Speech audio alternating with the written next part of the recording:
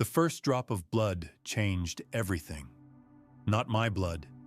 I had shed plenty of that in 18 years of faithful service to the Emperor, but the blood of the heretic cultist, whose throat I opened with my chainsword during the cleansing of Hive Mordax.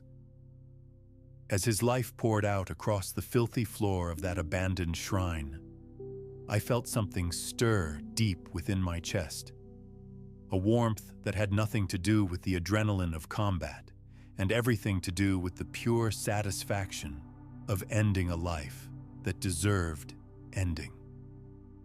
My name was Sergeant Darius Korath of the 12th Mordian Iron Guard. I had served the Emperor faithfully across 7 campaigns, earning commendations for tactical excellence and unwavering courage in the face of overwhelming odds. My record was exemplary, my loyalty unquestioned, my dedication to Imperial doctrine absolute. I was exactly the kind of soldier the Imperium needed, disciplined, effective, and utterly committed to the destruction of humanity's enemies. I had led men through the meat grinder of Armageddon, where orc hordes crashed against Imperial defensive lines like green tsunamis of violence and crude machinery. I had survived the siege of Cadia during the 13th Black Crusade, watching as reality itself seemed to fracture under the assault of chaos forces that defied every principle of rational existence. I had fought tyrannids in the void-cold corridors of space hulks, where death could come from any direction and the very air seemed hungry for human flesh. Through it all, I had maintained my faith in the Emperor's protection and the righteousness of humanity's cause. Every enemy I killed was a victory for the light of civilization against the darkness that pressed in from all sides. Every battle survived was proof that duty and discipline could triumph over the anarchic forces that sought to drag the galaxy into madness. But that first taste of righteous killing awakened something that had been sleeping in the deepest recesses of my soul. Something that whispered promises of power and purpose that went far beyond the narrow confines of Imperial military service. The mission on Hive Mordax was supposed to be routine, a simple cleansing operation against a chaos cult that had established itself in the abandoned industrial sectors of the Underhive. Intelligence reports suggested a minor heretical presence, nothing that couldn't be handled by a single company of well-trained guardsmen supported by local planetary defense forces. The Hive itself was a monument to Imperial industrial might, its spires stretching kilometers into the poisoned atmosphere, while its foundations delved deep into the planet's crust. Billions of workers labored in its factories and refineries, producing the weapons and materials that kept the Imperium's war machine operational. It should have been a bastion of loyalty and productivity, protected by faith and defended by discipline. We should have known better. Chaos cults are never minor, never contained, never as simple as intelligence reports suggest. They spread like cancer through the body of Imperial society, corrupting everything they touch, while remaining hidden until the moment they reveal themselves in all their blasphemous glory. The first sign that something was wrong came when we encountered the bodies. Not chaos cultists killed in previous engagements, but Imperial citizens who had been arranged in ritual patterns that hurt to look at directly. Men, women, and children whose lives had been ended not for strategic advantage, but for the sheer pleasure of causing suffering. The corpses had been arranged in geometric patterns that seemed to shift when viewed peripherally, configurations that violated basic principles of spatial relationships while somehow achieving perfect aesthetic balance. The sight should have filled me with revulsion at the heretical perversion of human life. But instead, I found myself appreciating the artistry involved. The sight should have filled me with righteous anger at the heretics who had committed such atrocities.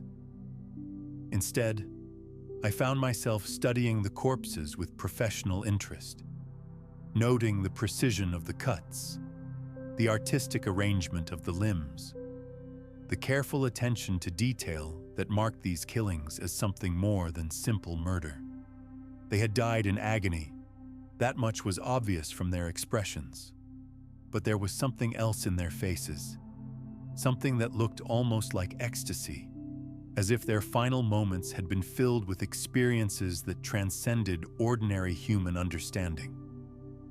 The contradiction disturbed me, though I couldn't articulate why. Private Hendricks, one of the younger members of my squad, doubled over and vomited when he saw what had been done to a family of factory workers. The father had been flayed with surgical precision, his skin removed in spirals that created patterns pleasing to some alien aesthetic. The mother had been opened from throat to pelvis, her organs arranged around her body like the petals of some grotesque flower. The children had been positioned as if they were playing, their small bodies manipulated into poses that suggested innocence while displaying wounds that spoke of unimaginable suffering. The scene should have affected me the same way it affected Hendricks. I had seen death before, had caused plenty of it myself, but always in the clean context of warfare where violence served clear strategic purposes. This was different. Violence as art, killing as expression, death as a form of communication between the perpetrators and whatever entities they served. Captain Khorne ordered us to move through the killing ground quickly, to avoid lingering in areas where chaos corruption might be particularly concentrated. Standard protocol when dealing with heretical sites was to minimize exposure while gathering necessary intelligence, then withdraw for orbital bombardment that would cleanse the area with righteous fire. But I found myself slowing down, taking more time to examine the scene, drawn by a curiosity that felt both alien and deeply familiar. The arrangements of the bodies followed principles that I couldn't identify but somehow understood, as if part of my mind was recognizing patterns that my conscious thoughts couldn't interpret. "Sergeant," Corporal Vex called out, his voice tight with the kind of stress that came from spending too much time in places where reality felt unstable. "We need to maintain formation and continue the advance. The captain wants us through this area in 10 minutes. I forced myself to follow orders, to maintain the discipline that had been drilled into me through decades of military service. But as we moved deeper into the abandoned industrial complex, I found my attention repeatedly drawn to details that my training should have taught me to ignore. The way blood had pooled in patterns that seemed almost deliberate. The angles at which weapons had been discarded, creating geometric relationships that pleased some part of my subconscious mind. The expressions on the faces of the dead, which spoke of experiences that went beyond simple terror into realms of sensation that normal humans never accessed. When we finally encountered the cultists themselves, the battle was unlike anything I had experienced in my years of Imperial service. These weren't the desperate, poorly armed heretics that typically inhabited chaos cults. They were warriors, disciplined and effective, fighting with a combination of tactical intelligence and savage fury that made them far more dangerous than their numbers suggested. They moved with fluid coordination that spoke to extensive training and shared purpose, but their fighting style incorporated elements that violated every principle of rational combat doctrine. They took risks that should have gotten them killed, exposed themselves to enemy fire with reckless abandon, and seemed to draw strength from wounds that should have incapacitated them. But more disturbing than their combat effectiveness was their obvious enjoyment of the violence. They laughed as they fought, roared challenges that could be heard over the sound of gunfire, and seemed to draw energy from the bloodshed that surrounded them. When one of their number fell, the others would fight even harder, as if their comrade's death had somehow empowered them rather than weakening their tactical position. I watched Private Kellyan die to a cultist's chainsword. His chest opened from sternum to spine in a spray of blood that painted the walls of the narrow corridor where we had cornered our enemies. The cultist who had killed him paused in his advance to dip his fingers in the spreading pool of crimson, bringing them to his lips to taste my subordinate's life with obvious relish.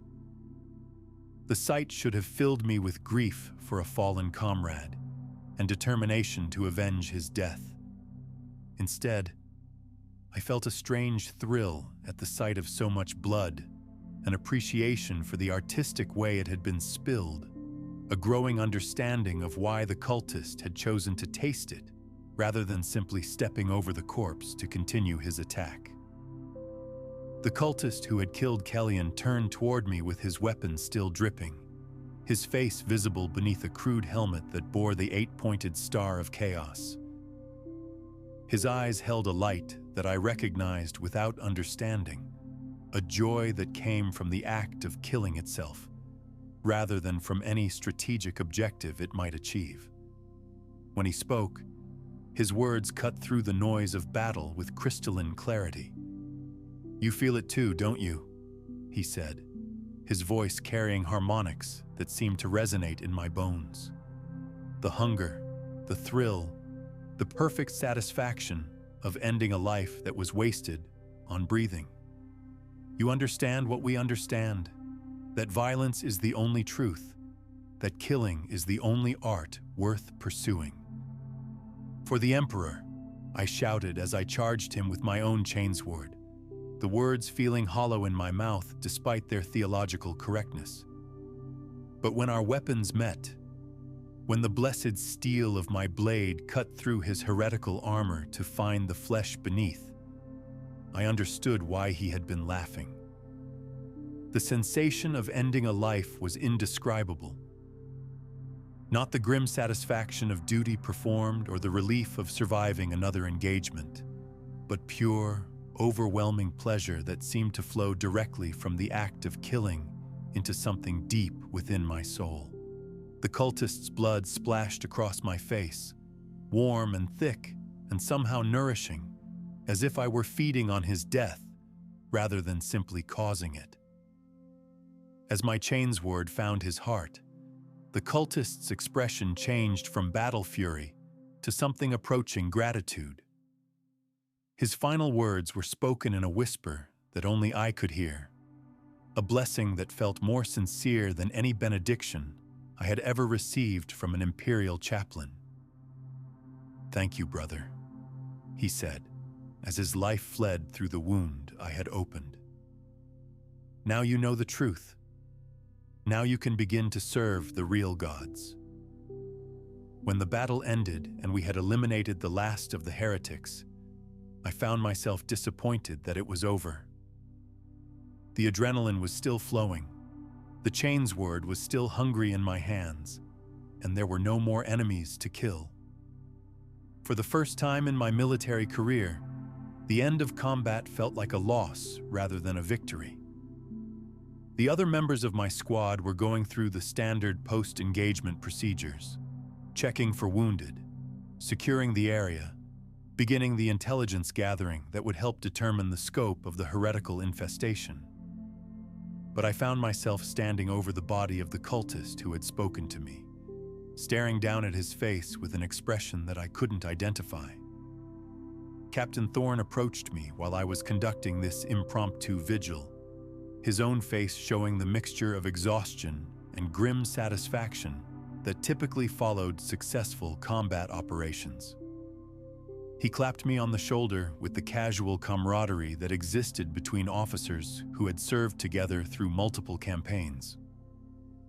"Good work, Khorne," he said, though there was something in his voice that suggested he was studying my reaction as much as praising my performance. "Clean kill, efficient execution. That bastard got what he deserved for killing Kellyan."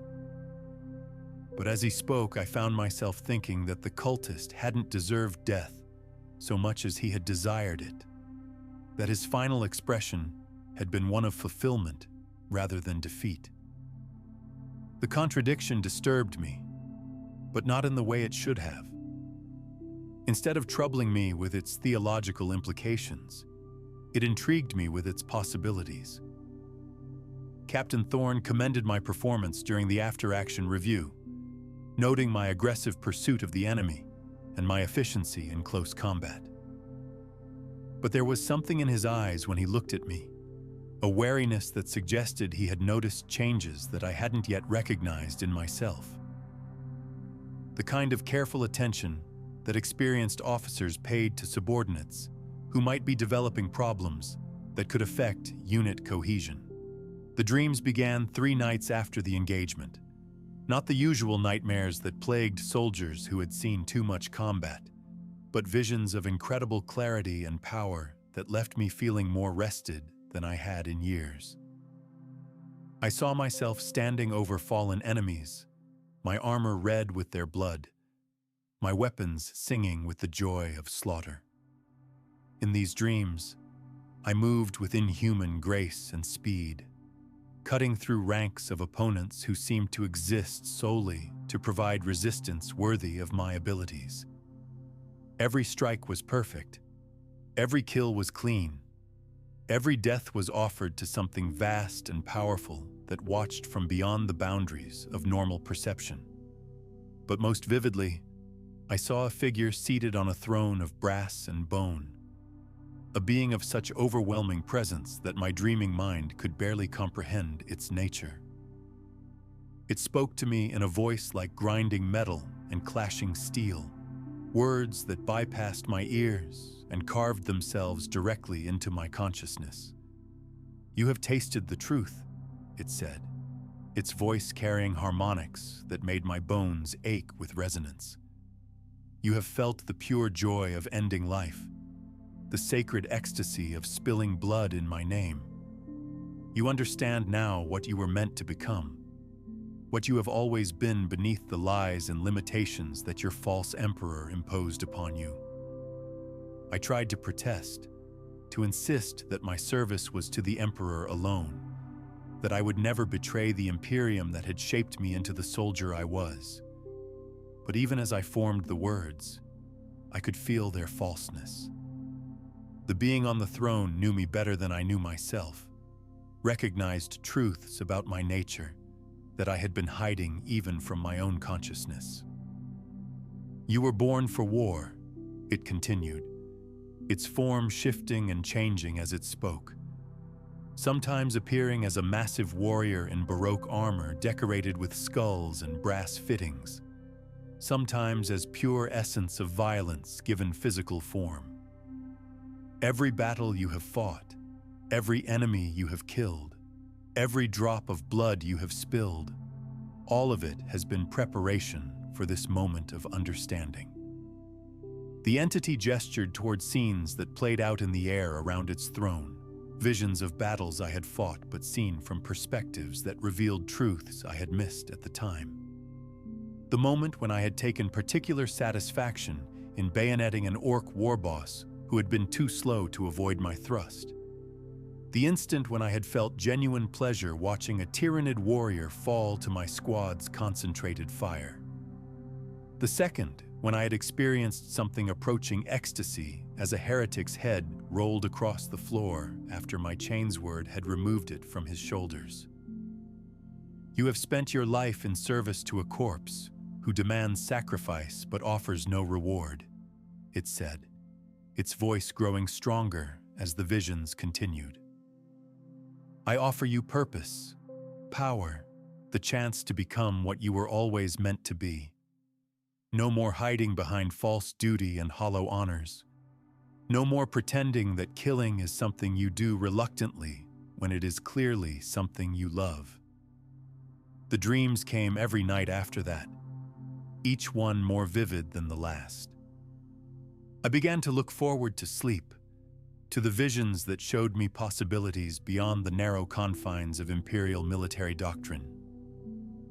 During waking hours, I found myself thinking about the figure on the throne, about the promises it had made, about the power it offered to those strong enough to accept its gifts. My behavior during training exercises began to change in ways that were subtle but unmistakable to anyone who knew what to look for. I became more aggressive in hand-to-hand combat, more willing to take risks that endangered my squad mates, more focused on inflicting damage than on achieving tactical objectives that required restraint or precision. The changes felt natural, like finally allowing my true nature to express itself after years of artificial constraint imposed by military regulations and imperial doctrine. When I fought now, I fought with a joy that had nothing to do with duty and everything to do with the pure pleasure of testing my skills against worthy opponents. During one training exercise that pitted our squad against another in mock urban combat, I found myself pursuing a fleeing enemy with enthusiasm that went far beyond what the scenario required. Trooper Maxon from Captain Kellogg's unit had been designated as a high-value target, whose capture would end the exercise in our favor. But when I cornered him in an abandoned building, I felt no desire to take him prisoner. Instead, I wanted to test my blade against his defenses, to see how long he could survive against someone who had begun to understand that combat was an art form rather than simply a military necessity. The training round from my lasgun marked him as killed according to the exercise rules, but he was still breathing, still moving, still capable of providing the kind of resistance that would make defeating him meaningful. Corporal Vex was the first to notice the difference. He approached me after a particularly intense training session, where I had injured 3 opponents badly enough to require medical attention, his face showing the kind of concern that marked him as someone who understood the warning signs of psychological breakdown. "Sergeant," he said, keeping his voice low enough that the other troopers couldn't overhear our conversation. "You've been different since Mordax. More aggressive, less controlled. The men are starting to notice, and they're getting nervous about having you watch their backs in actual combat situations." I tried to explain that my increased effectiveness was a positive development, that the Emperor demanded maximum violence against his enemies. That restraint in combat was a luxury the Imperium couldn't afford when facing threats that showed no mercy to human weakness. But even as I spoke, I could hear how the words sounded, like justifications for behavior that I knew was becoming problematic according to conventional military standards. Vex listened with the patience of someone who had seen good soldiers crack under the pressure of extended combat exposure. When I finished my explanation, he was quiet for a long moment before speaking again, choosing his words with the careful precision of someone who understood that the wrong phrase might trigger an unpredictable response. "The Emperor demands controlled violence," he said finally. "Disciplined aggression that serves strategic objectives rather than personal satisfaction. What you're describing sounds more like something else. Maybe you should talk to the company chaplain, get some spiritual guidance about what you experienced on Mordax." The suggestion should have been welcome. Chaplain Mordak was a wise and experienced spiritual advisor whose counsel had helped many soldiers deal with the psychological trauma of prolonged combat exposure. His office was always open to any guardsman who needed to discuss the moral complexities of their duties or the spiritual challenges of maintaining faith in an apparently hostile universe. But the thought of discussing my dreams, my visions, my growing appreciation for the art of killing, all of it felt like betrayal of something sacred and personal. The insights I was gaining, the understanding that was developing, the clarity that was emerging about my true nature and purpose, these were gifts that shouldn't be subjected to the narrow-minded analysis of someone who had never experienced the pure joy of violence unleashed without artificial constraints. That night, the dreams changed. Instead of showing me possibilities, The figure on the throne spoke directly about my situation, about the weakness of those around me who couldn't understand the truth I was beginning to grasp. "They fear you," it said, its voice carrying tones that made my blood sing with anticipation. "They sense the power growing within you, the strength that comes from accepting your true nature instead of hiding behind the lies that your culture has taught you to believe. Soon they will try to stop you, to drag you back into the slavery of their false beliefs. You must be ready." I woke with a clarity I had never experienced before. Everything made perfect sense now. The wariness in Captain Thorne's eyes, Corporal Vex's expressions of concern, the way my squad mates had begun keeping subtle distance from me during training exercises. They could sense the change occurring within me, and they were threatened by it because it challenged their own comfortable acceptance of limitations that had been imposed by weak minds and weaker spirits. The revelation brought anger, pure and clean and focused. These men I had served alongside for years, fought beside, bled with. They were going to betray me because I was becoming something greater than they could understand. Their loyalty was conditional, their brotherhood false, their faith in the Emperor a hollow shell that cracked the moment it was tested by real truth. The anger felt good. It burned away doubts, eliminated hesitation, provided absolute clarity about what needed to be done. For the first time since the mission on Mordax, I felt completely alive, every nerve ending crackling with energy that demanded release through action rather than contemplation. But I was still bound by military discipline, still constrained by the chain of command that required me to follow orders regardless of my personal understanding of their inadequacy. The revelation about my squad mate's weakness couldn't be acted upon immediately. It required planning, patience, the kind of strategic thinking that would allow me to achieve my objectives without triggering the defensive responses that would complicate the situation.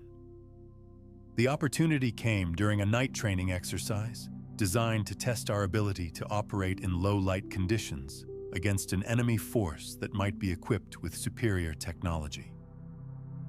We were divided into 2 teams for a mock combat scenario, using training rounds and non-lethal weapons to simulate actual battlefield conditions without the permanent consequences that would result from live ammunition.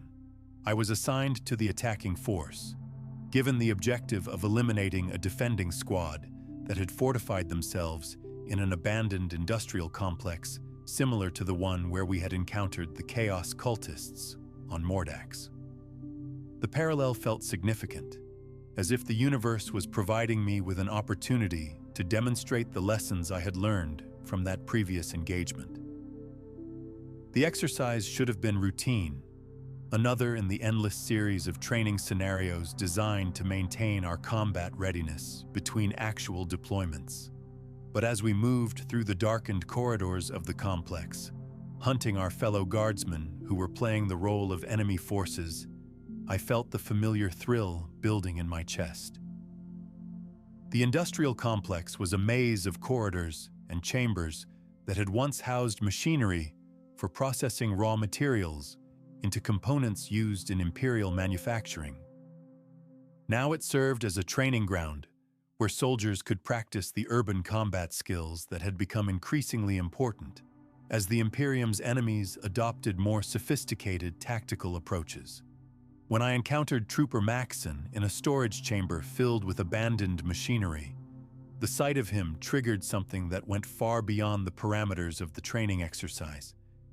He was the enemy, armed and dangerous, a target that needed to be eliminated with maximum efficiency.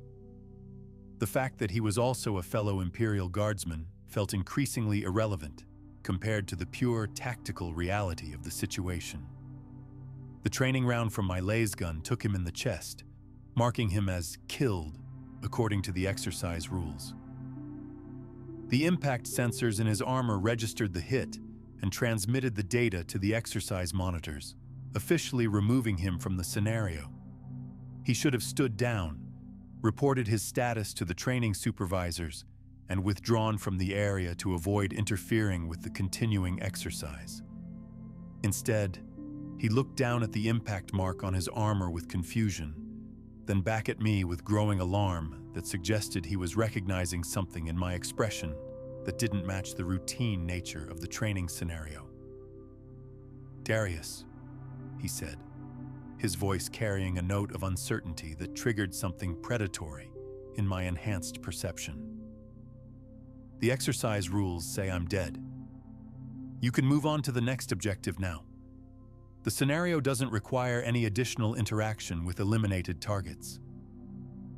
But I could see that he wasn't really dead, that blood still flowed in his veins, that his heart still beat with the rhythm of life that cried out to be ended properly, rather than through the artificial simulation that satisfied the training supervisors, but provided no genuine resolution to the combat encounter. The training round had been an inadequate substitute for the real violence that the situation demanded. Looking at Maxon, seeing him standing there alive and breathing despite being officially killed, I understood that the exercise was a hollow mockery of true combat, a sanitized version of war that removed everything meaningful about the struggle between life and death. I dropped the training weapon and drew my combat knife, the blade reflecting the dim emergency lighting of the storage chamber as I advanced on Maxon with purpose that transcended the artificial constraints of the exercise. The weight of the weapon in my hand felt perfect, balanced for the kind of intimate violence that training scenarios could never simulate. His expression changed from confusion to terror as he realized that something had gone fundamentally wrong, that the man approaching him was no longer playing by the rules that governed mock combat between fellow Imperial guardsmen. He raised his hands in a gesture that might have been surrender or appeal, his mouth opening to speak words that would never be uttered. The knife went in just below his sternum, angled upward to pierce his heart with a precision that came from somewhere beyond my conscious training. The sensation was everything the dreams had promised. Pure ecstasy as his life flowed out through the wound, warm blood covering my hands with liquid that felt sacred and nourishing. Maxon died with my name on his lips. His final words, a question about why his sergeant, his comrade, his brother-in-arms had chosen to murder him during what should have been a routine training exercise.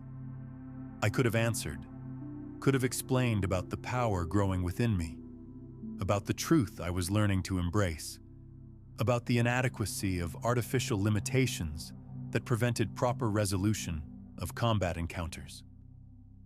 But his death had already provided all the answer that mattered.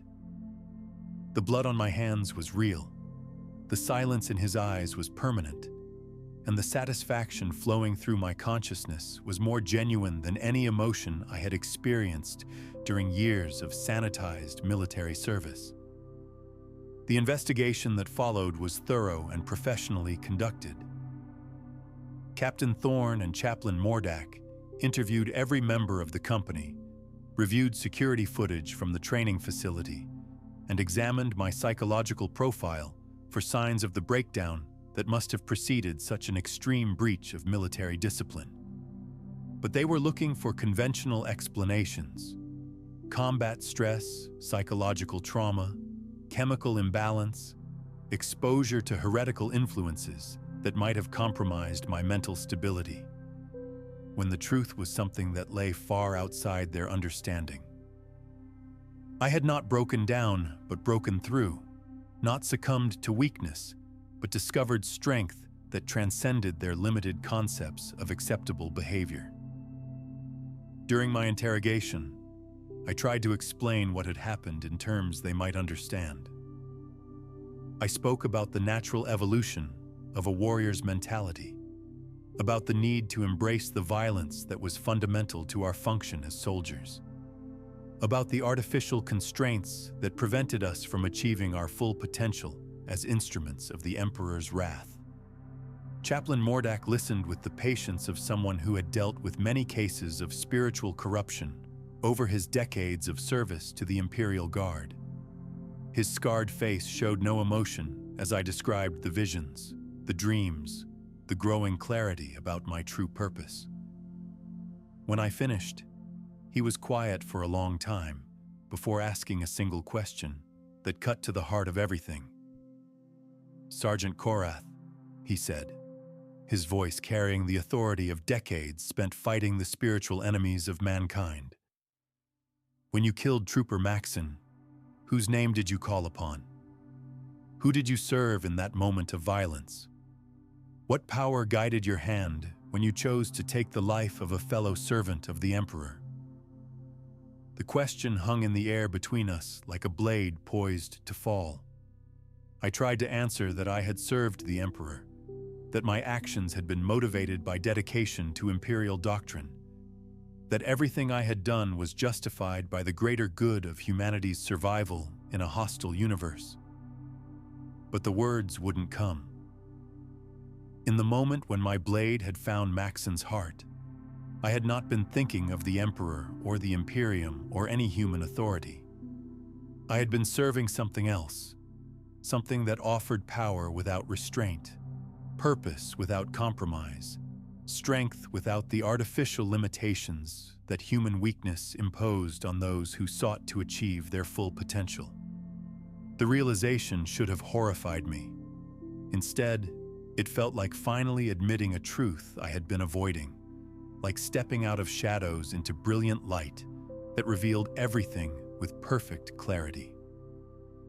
"Khorne," I said, the name emerging from my lips like a prayer.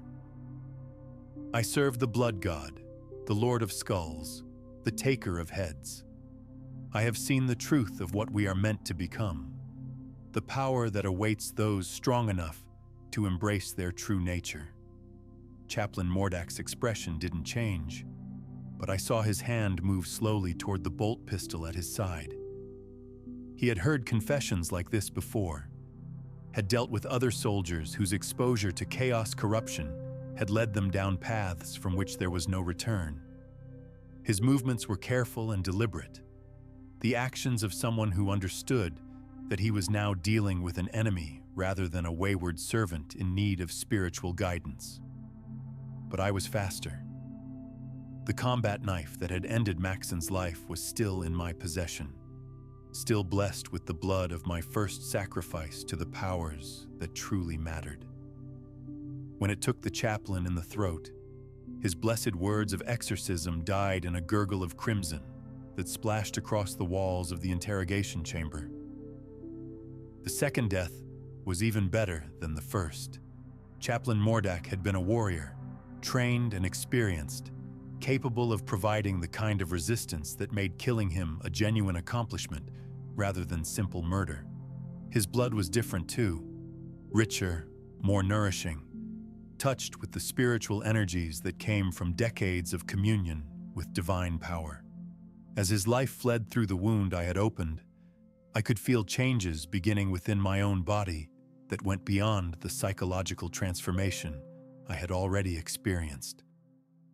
The blood I had spilled, the deaths I had caused, the prayers I had offered to powers beyond human understanding, all of it was reshaping me into something that could serve my new master more effectively. But most importantly, his death marked the end of my life as Sergeant Darius Korath of the 12th Mordian Iron Guard. That man had died with Maxon in the training facility, his consciousness overwhelmed by the rising tide of purpose that now filled every aspect of my being. The escape from the detention facility was easier than it should have been. Security systems failed at crucial moments. Guards were delayed by administrative emergencies that arose without apparent cause. Surveillance equipment malfunctioned in ways that provided clear paths to freedom. The Blood God was watching over his newest servant, clearing obstacles that might have prevented my emergence into the wider galaxy. But even as I fled Imperial custody, making my way through the undercity tunnels that honeycombed the planet's industrial sectors, I could feel changes beginning within my body that went far beyond the psychological transformation I had already experienced.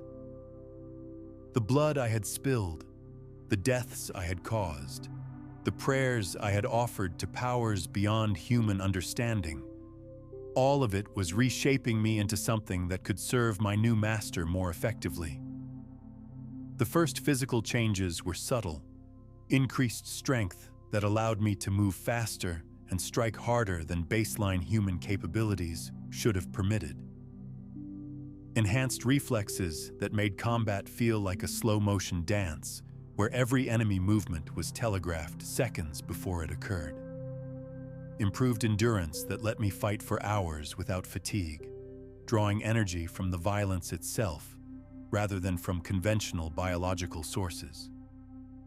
But the changes went deeper than simple physical enhancement.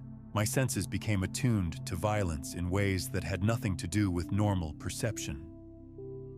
I could smell blood from kilometers away, track wounded prey through crowds of innocents, sense the approach of worthy opponents through some instinct that operated beyond conscious thought. More disturbing was my growing awareness of the warp, the dimension of chaos and emotion that existed parallel to material reality. I could see the psychic currents that flowed around acts of violence, taste the spiritual energies that were released when life ended, feel the attention of entities that dwelt in realms beyond human comprehension. The blood god's presence was constant now, no longer confined to dreams, but manifesting as an awareness that guided my actions and shaped my understanding of the world around me. It spoke to me of purpose beyond mere killing, of a role in cosmic conflicts that stretched across time and space, of power that could be earned through proper service to its will.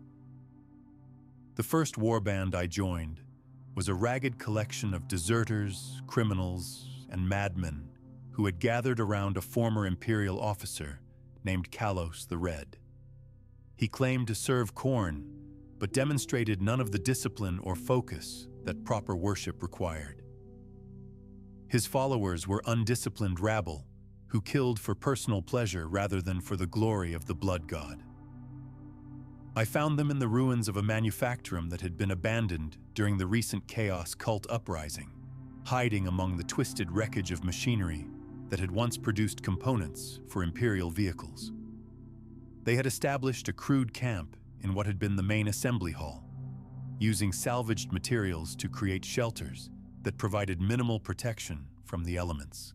Kalos himself was a massive figure whose body showed the results of extensive chaos mutation. His left arm had been replaced by a mechanical appendage that incorporated a chainsword directly into the limb structure, while his face had been altered by growths that resembled brass spikes emerging from his skull. When he spoke, his voice carried the characteristic distortion that came from vocal cords that had been enhanced with metallic implants.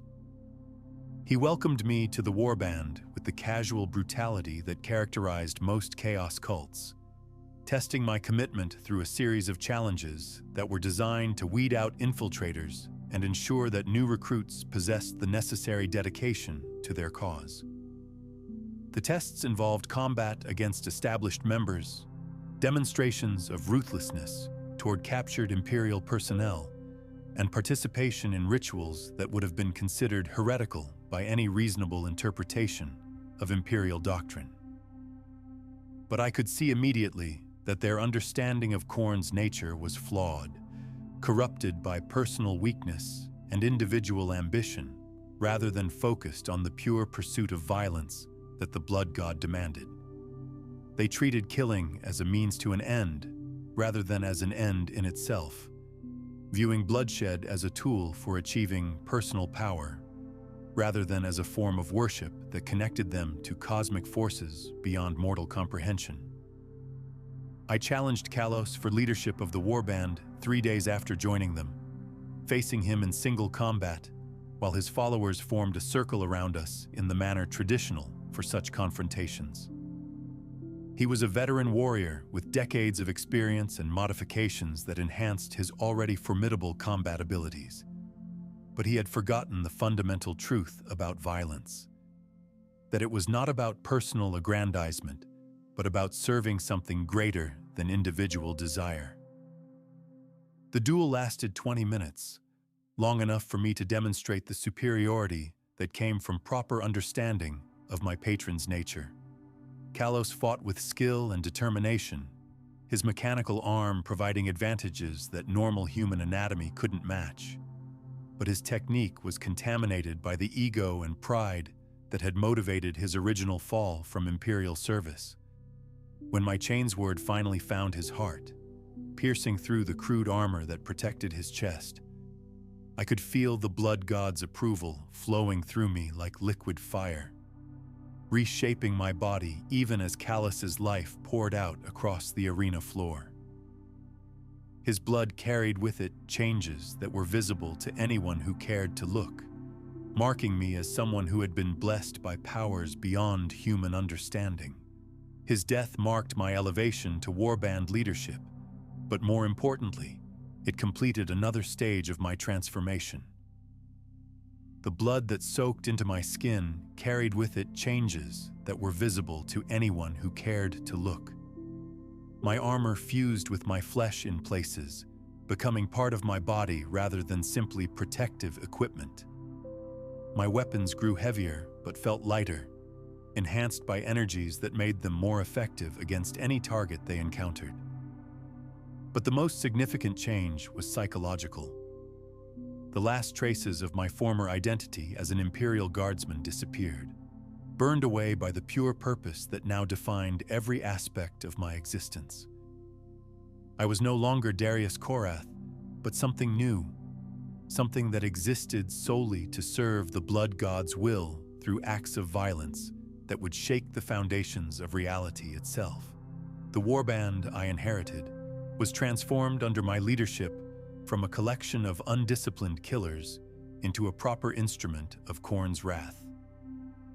I taught them that killing was sacred, that every death offered in the blood god's name increased our collective power, that violence was not a tool but a form of worship that connected us directly to cosmic forces beyond mortal understanding. We raided Imperial worlds not for plunder or strategic advantage, but for the pure joy of ending lives that had been wasted in service to a corpse god who offered nothing but suffering and slavery. Every settlement we destroyed, every regiment we annihilated, every city we burned became an offering to the patron who had shown us the truth about our nature. The first major raid I planned targeted the agri-world of Thessiafo, a planet whose primary function was the production of food supplies for 3 neighboring star systems. Its population of 12 million included mostly farmers and food processing workers, protected by a single regiment of planetary defense forces and a handful of Imperial Guard units that had been assigned to the system during a routine rotation. The attack was designed not for maximum military effectiveness, but for maximum bloodshed.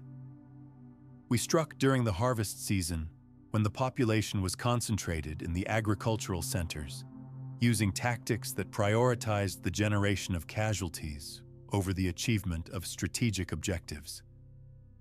The fighting lasted 6 days, during which we systematically worked our way through the planetary population with the methodical thoroughness of craftsmen pursuing their art.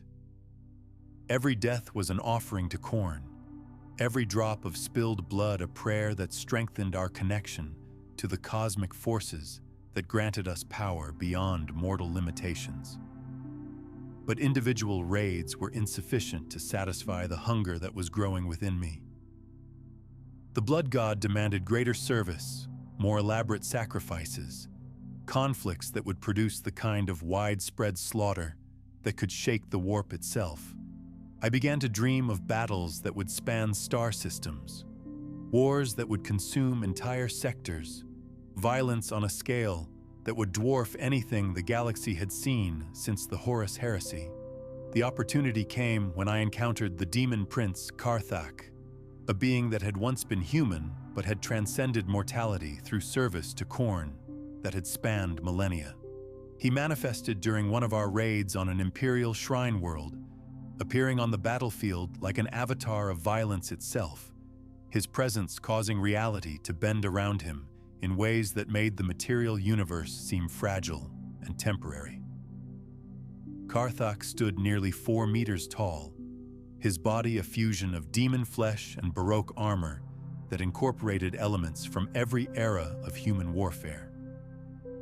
His face was hidden behind a mask, forged from the skulls of worthy enemies, while his weapons were artifacts that had been blessed by the blood god himself during the earliest days of the galaxy. "You have potential," he said, his voice carrying harmonics that made my transformed nervous system sing with resonance. "But you think too small. Focus too much on individual kills when the blood god desires oceans of death. Come with me, and I will show you what true service means." The offer was impossible to refuse, not because of coercion, but because it represented everything I had been working toward since that first taste of righteous killing on Hive Mordax. I left the warband in the hands of my most capable lieutenant and followed Karthak into the Imperium, leaving behind the material universe for realms where violence was the fundamental law of existence. The journey through the warp was unlike anything my human mind could have imagined. Even after months of chaos, corruption had expanded my understanding beyond baseline limitations. We traveled through dimensions where space and time operated according to principles that defied rational comprehension, passing through realms where the very concept of existence was defined by conflict and bloodshed. The realm of Khorne was a dimension where war was the natural state, where conflict raged eternally between armies of demons whose only purpose was to spill blood in their patron's name. The landscape itself was composed of weapons and bones, brass fortresses that echoed with the sounds of endless battle, rivers of blood that flowed from no visible source toward destinations that existed beyond normal geography. The sky was the color of fresh arterial spray, while the air carried the scent of cooling metal and opened veins. Every breath tasted of iron and violence. Every sound was the clash of weapons or the cries of warriors locked in eternal combat. This was a universe where killing was not just accepted, but celebrated, where violence was elevated to the level of spiritual practice. But most impressive was the presence of Khorne himself, a being of such overwhelming power that even perceiving him required fundamental changes to my consciousness. He sat on a throne built from the skulls of worthy enemies, each one representing a life that had been ended in pursuit of the perfect violence that defined his nature. His form shifted between representations of perfect violence, sometimes a warrior in Baroque armor decorated with the symbols of countless victories, sometimes an abstract concept of rage given physical form, sometimes a force of pure destruction that existed beyond the limitations of material existence. In his presence, I understood for the first time the true scope of what I had become. Not just a corrupted Imperial guardsman, or even a chaos champion, but part of something cosmic in scale, a component in conflicts that stretched across dimensions and involved forces that could remake reality according to their will. "You seek apotheosis," Khorne said, his voice carrying enough force to shatter mountains. "You desire to transcend the limitations of mortality and become something worthy of my eternal service. But such elevation requires sacrifice beyond anything you have yet offered." The trial he set for me was simple in concept, but devastating in execution. I was to return to the material universe and orchestrate a conflict of sufficient scale to attract his direct attention. Not a simple raid or even a planetary invasion, but a war that would consume multiple star systems and produce casualties numbered in the billions. The task seemed impossible for someone who commanded only a single warband of a few hundred warriors.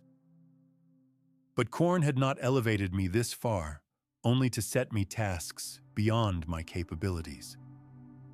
The power flowing through my transformed body was sufficient to accomplish what he demanded, provided I was willing to pay the price that such power required. The transformation that followed was not gradual evolution, but violent rebirth. My flesh was remade according to principles that existed beyond biological limitations, enhanced with demon-forged materials that made me stronger, faster, and more durable than any purely human warrior could hope to become. My weapons were reforged in fires that burned with the essence of pure violence, becoming artifacts that could cleave through reality itself when wielded with proper purpose. My armor was transformed into a second skin that provided protection beyond anything that mortal technology could achieve. But most importantly, my consciousness was expanded to encompass understanding of strategic and tactical concepts that operated on scales previously beyond my comprehension. I could see the political currents that flowed through Imperial space, identify the pressure points, where small applications of force could produce massive systemic failures, recognize the opportunities for chaos that existed within the Imperium's own structure. The war I orchestrated began with a series of coordinated strikes against key Imperial installations across the Khadian Gate, the strategic choke point that controlled access between the Eye of Terror and the wider galaxy. The attacks were precisely timed to create maximum confusion and prevent effective Imperial response. Supply depots were destroyed by infiltrators who had been recruited from among disaffected Imperial Guard units. Communication relays were sabotaged by agents who had been placed in positions of trust years in advance. Key commanders were assassinated by operatives who understood that removing the right individuals at the right moment could paralyze entire military organizations. But the real genius of the campaign lay not in its initial successes, but in its ability to escalate beyond any reasonable response. Each Imperial counterattack created new opportunities for Chaos forces to exploit, while every defensive measure taken by loyal forces created new vulnerabilities that could be turned against them. The war lasted 7 years and consumed 18 star systems before Imperial forces finally managed to contain it. But containment was not victory, and the blood that had been spilled during those years of conflict had accomplished everything the Blood God had demanded. Billions of deaths had been offered in his name. Entire worlds had been transformed into charnel houses, and the warp itself had been strengthened by the psychic energy released through acts of violence on such a massive scale.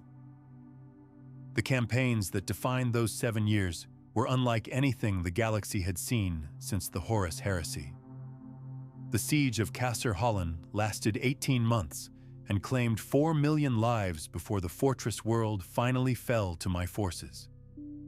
The Void Battle of Zerion saw 3 entire Imperial Navy battle fleets destroyed in a single engagement that painted the vacuum with debris and blood. But the crown jewel of the entire conflict was the destruction of Khadia itself, the fortress world that had stood guard over the Eye of Terror for 10,000 years. The final assault required the coordination of dozens of Chaos warbands, the summoning of multiple greater demons, and the sacrifice of entire planetary populations to fuel the rituals necessary to crack the planet's defenses.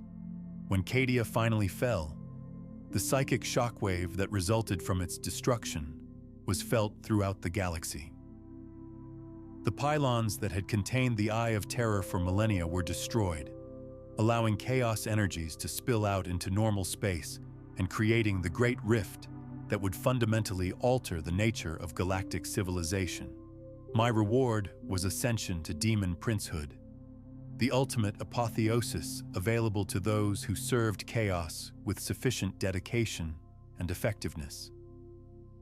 The transformation was agonizing and ecstatic in equal measure, as my remaining mortal flesh was burned away and replaced with essence drawn directly from the warp itself. I became something that existed beyond the limitations of physical form, a being of pure violence that could manifest wherever conflict raged with sufficient intensity. My consciousness expanded to encompass multiple battlefields simultaneously, experiencing thousands of deaths as they occurred, feeding on the spiritual energies released when life ended in the name of the Blood God. The process of ascension took place in the heart of the warp storm that had consumed the Cadian system, surrounded by the screaming souls of the billions who had died during the 7-year campaign. Their deaths provided the raw material for my transformation, their blood the sacred offering that purchased my elevation to a level of existence beyond mortal comprehension. As my physical form dissolved and reformed according to demonic principles, I felt the full weight of Khorne's attention focusing upon me.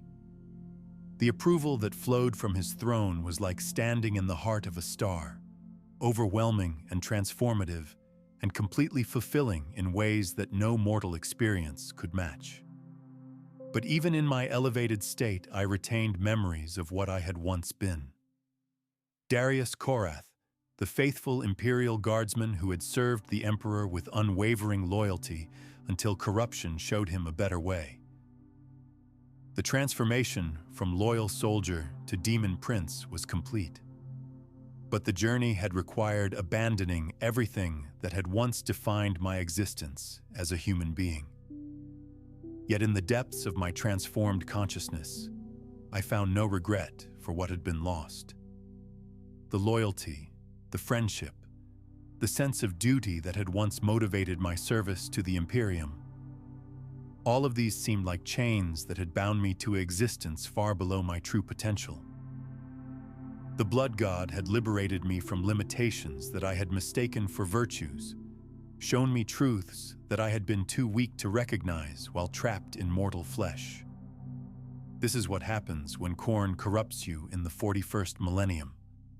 Not simple madness or obvious mutation, but the gradual revelation of truths about violence and power that existed beyond the narrow confines of imperial doctrine. The corruption feels like enlightenment because it reveals capabilities and purposes that transcend mortal limitations.